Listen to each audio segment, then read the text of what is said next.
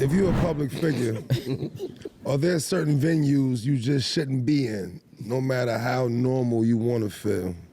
I think you can be wherever you want to be, but I think you got to recognize where you're going and move accordingly, whatever level, high or low. You know what I'm saying? Like even at the highest level, you got to know what kind of situation you in. Like, so I think you could go wherever you want to go. There's certain places people go that, you know, even when you see celebrities in the hood and stuff like that, but just understand and know where you at. Like, don't just go in there and. I got this thing, like if you going someplace that you know you gotta bring a gun, and maybe might not be the place you really want to go to. But if you are going, or bring a gun. Just know you gotta bring your gun. Go there. If I'm going to a place that I should bring a gun, you know what? Bring the gun. That's it. I agree with that. I think certain spots got time limits too. Like, you know, some spots you could chill in for a minute, and then other shit is like, yo, we in and out this joint. Like, I think it depends on, like he was saying, just know your surroundings, know where you at. You know what I mean? Kind of read the energy, read the room. That's what I would say. The best thing to do is read the room when you walk in. But I think you ever been in a spot and you in there, you like, I shouldn't be in here. If you feel that, if your gut tell you that, like, yeah, a fact. That's when you should I've breathe. been in a few spots like that. Yo, I be shaking my head like, yo, this where it goes down at right here. Yeah, that's a fact though. Many spots, but you know where you should be, what you shouldn't be, and sometimes you push the line and do some shit, maybe out of boredom or that you might not shouldn't have done. You just I was in a spot with you, nasty, but I ain't gonna tell you no lie. I loved it. See, I ain't gonna tell you. Look, and I wanted to get the fuck out of there. I shouldn't have been there, but I loved it. I did. I wanted to run out and that I had shit. Look. You know what spot I'm talking about when we was in that little spot, the bodega joint? Oh yeah. God. Oh God. That was, oh no. They closed that. That ain't where I wanted to run out. That night we was in there though, nigga. I had a good night. Yeah. I had a great night. That was the. No, I had a great night. It was good. It was good to me. Down, but man. it was so tight, and it was so, like, it was like, what the fuck? I'm like, this is the back of the what? Like, this the. But I feel like sometimes you gonna enjoy yourself. Sometimes it's better like more that. in the jungle. Yeah, sometimes in the trench spots. Yes, sometimes. Then you gonna do in the bougie spot. The bougie spot cool, like, but sometimes you gonna enjoy yourself a little more. Sometimes you just gotta be a little more careful. You know what I'm saying? But that's the balance of life, right? Sometimes it's like, damn, you know what? I know I don't belong here. Let me slide, you know, or not. Cause Shorty acting like she with it. So I got booked in Brooklyn years ago, years ago. And I get in the club and it's like 400 Crips in there. It was a Crip party. Niggas booked you for a Crip party? Cause I had certified Gangsta out all the time, so it wasn't really about the color, it was about the certified guy.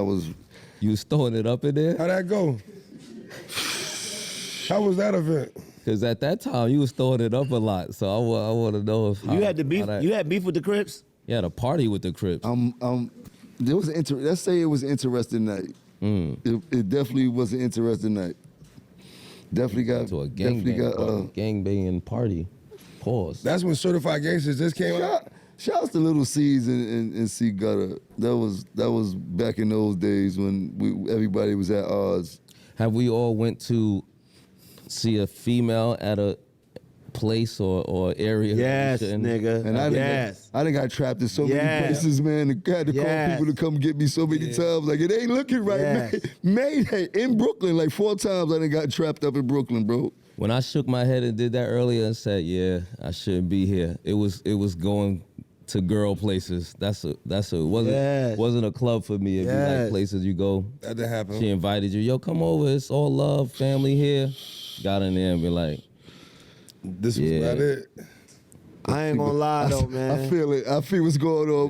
We gonna get smart now. Niggas start. All right. Whatever you had in your mind on some horny shit, go out the window. And then you be thinking, all right, I gotta get out of here. I can't lie though, man. Sometimes I go to some trenches shit in Brooklyn or wherever, and it be like the greatest party. It be the greatest shit going on. No, trenches party are fun. You enjoy it, but it's fun. They breath be smelling like it just.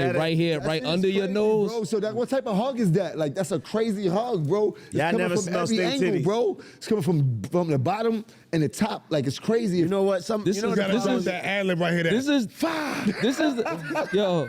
This is the kind of influence Maino has on this show. We just did like a 30-minute topic on stink titties. Right there. That's what you gotta appreciate Maine for, man. I don't know how. Let's take a break real quick. I don't know how the combo turns stink. Let's let them put some deodorant on the titties. Let's take a break.